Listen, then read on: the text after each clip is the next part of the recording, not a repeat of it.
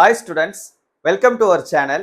இந்த வீடியோல என்ன பார்க்க போறோம்னா 11th ஸ்டாண்டர்ட் உங்களுக்கான ஒரு ஸ்பெஷல் வீடியோ. ஸோ நீங்க எல்லாருமே உங்களுடைய ஃபர்ஸ்ட் எக்ஸாமான தமிழ் எக்ஸாமுக்கு இப்போ ரெடி ஆகிட்டு இருப்பீங்க. ஸோ ஃபர்ஸ்ட் டைம் நம்ம இந்த தமிழ் எக்ஸாமை ஃபர்ஸ்ட் நம்ம ஸ்டார்ட் பண்ண போறதுனால இந்த எக்ஸாமை நம்ம நல்லபடியா எழுதணும். ஸோ அதுக்கான முயற்சியில தான் எல்லாருமே இருப்பீங்க. ஸோ அதனுடைய ஒரு சின்ன ஸ்டெப்பா என்னுடைய பங்கா இந்த தமிழ் எக்ஸாமுக்கு 11th இம்பார்ட்டன்ட் கொஷின்ஸ் என்னென்ன இந்த பப்ளிக் எக்ஸாமுக்கு அப்படின்றத தான் இந்த வீடியோவில் நான் உங்களுக்கு சொல்ல போகிறேன். இதை பார்க்கறதுக்கு முன்னால் நீங்கள் இன்னும் நம்ம சேனலை சப்ஸ்கிரைப் பண்ணலைன்னா மறக்காமல் சப்ஸ்கிரைப் பண்ணிவிட்டு இந்த வீடியோக்கு ஒரு சின்ன லைக் போட்டுக்கோங்க. அண்ட் மறக்காமல் நம்மளுடைய வாட்ஸ்அப் சேனலையும் ஜாயின் பண்ணிக்கிறீங்க. வீடியோட லிங்க்கில் அந்த வாட்ஸ்அப்போட லிங்க் இந்த வீடியோட டிஸ்கிரிப்ஷனில் இருக்குது. ஓகே, எதெல்லாம் முக்கியமான கொஷின்ஸ்னு பார்க்கறதுக்கு முன்னால் நான் ஒரு சின்ன கிளாரிஃபிகேஷன்ஸ் கொடுத்துட்றேன். இப்போ உங்களுடைய பப்ளிக் எக்ஸாம் பொறுத்த வரைக்கும் நீங்கள் நல்லா ப்ரிப்பேர் பண்ணி ஒவ்வொரு எக்ஸாமும் நம்ம எந்த அளவுக்கு நம்மளால் அதில் கான்சென்ட்ரேட் பண்ணி படித்து அதுக்கு ப்ரிப்பேர் பண்ண முடியுமோ அந்த அளவுக்கு ப்ரிப்பேர் பண்ணுங்கள். எதை பற்றியும் ஒரி பண்ணாதீங்க. கொஷின் எப்படி கேட்பாங்களோ, கஷ்டமாக இருக்குமோ, ஈஸியாக இருக்குமோ, அதை பற்றிலாம் நம்ம என்ன பண்ண தேவையில்லை, கவலைப்பட வேண்டிய அவசியம் கிடையாது. ஏன்னா இப்போதைக்கு நம்மளுடைய டியூட்டி இந்த எக்ஸாம்ஸ்க்கு நல்லபடியாக ப்ரிப்பேர் பண்ண வேண்டியது தான். ஸோ எந்த அளவுக்கு நம்மளால் ஹார்ட் ஒர்க் பண்ணி ப்ரிப்பேர் பண்ண முடியுமோ அந்த அளவுக்கு நம்ம ப்ரிப்பேர் பண்ணுவோம். அதுக்கு மேலே கொஷின் எப்படி வருதோ அதை பற்றி நம்ம அங்கே எக்ஸாம் டைமில் நம்ம ஃபேஸ் பண்ணிக்கலாம். ஏன்னா ப்ரிப்ரேஷன் நம்ம நல்லா பண்ணிட்டோன்னா கொஷின் பேப்பர் பற்றி நம்ம கவலைப்பட வேண்டிய அவசியம் இருக்காது. கொஷின்ஸை மட்டும் கொஞ்சம் நல்லா கேர்ஃபுல்லாக ரீட் பண்ணி எக்ஸாம்ஸ் எழுதணும்னா போதுமானது. ஓகேவா? ஓகே, இப்போ இந்த பர்டிகுலர் வீடியோவில் நான் சொல்லக்கூடிய குருவினா, சிறுவினா, நெடுவினாவை நீங்கள் நல்லபடியாக படிச்சிட்டீங்க அப்படின்னு சொன்னால் கண்டிப்பாக இந்த பப்ளிக் எக்ஸாமில் நீங்கள் எல்லா குருவினாவும், எல்லா சிறுவினாவும், எல்லா நெடுவினாவும் அட்டன் பண்ண முடியும். அதுக்கான கேரண்டியை இன்ஷால்லா நான் உங்களுக்கு கொடுக்குறேன். ஓகேவா? ஸோ இப்போது அந்த முக்கியமான கொஷின்ஸ்லாம் எது எது அப்படின்றத நான் உங்களுக்கு இந்த கொஷினுடைய நம்பர் சொல்கிறேன். ஓகேவா? ஸோ புக் பேக்கில் இருக்கக்கூடிய அந்த கொஷினுடைய நம்பர் எது எது ஒவ்வொரு இயல்லையும் அப்படின்றத நான் சொல்கிறேன். நீங்கள் நோட் பண்ணி வச்சுட்டு இதில் நான் சொல்லக்கூடிய இந்த கொஷின்ஸ் எல்லாத்தையுமே தரோவாக படிச்சுக்கிறங்க. ஃபர்ஸ்ட் உங்களுக்கு இயல் 1ல் குருவினாவில் கொஷின் நம்பர் 1, 3, 4, சிறுவினாவில் கொஷின் நம்பர் 2, 5, நெடுவினாவில் கொஷின் நம்பர் 1, 2. இது முதல் இயல் 1ல் இருக்கக்கூடிய முக்கியமானது. அடுத்து இயல் 2ல் குருவினாவில் கொஷின் நம்பர் 1, 2, 3, 4, சிறுவினாவில் கொஷின் நம்பர் 1, 3, 4, நெடுவினாவில் கொஷின் நம்பர் 2, 3. இது இயல் 2ல் இருக்கக்கூடிய முக்கியமான கேள்வி. இயல் 3ல் குருவினாவில் கொஷின் நம்பர் 1, 2, 4, சிறுவினாவில் கொஷின் நம்பர் 1, 2, 5, நெடுவினாவில் கொஷின் நம்பர் 2, 3. அடுத்து இயல் 4ல் குருவினாவில் கொஷின் நம்பர் 1, 2, 3, சிறுவினாவில் கொஷின் நம்பர் 2, 3, நெடுவினாவில் கொஷின் நம்பர் 1, 3.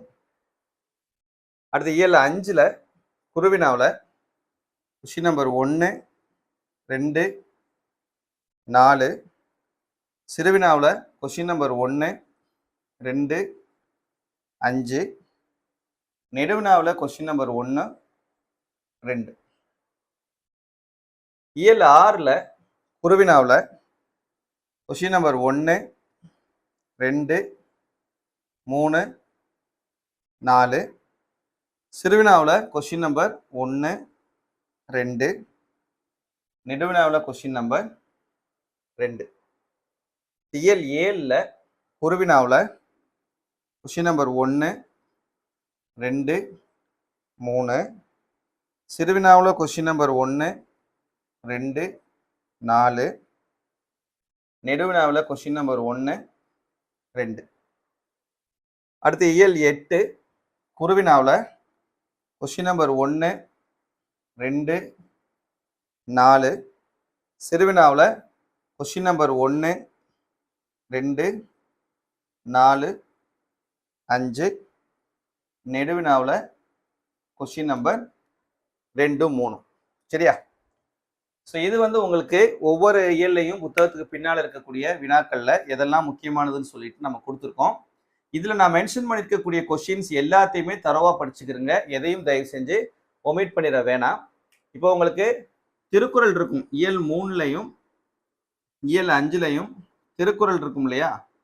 திருக்குறள் கேள்வியை பொறுத்த வரைக்கும் எல்லா கொஷின்ஸுமே படிக்கணும்.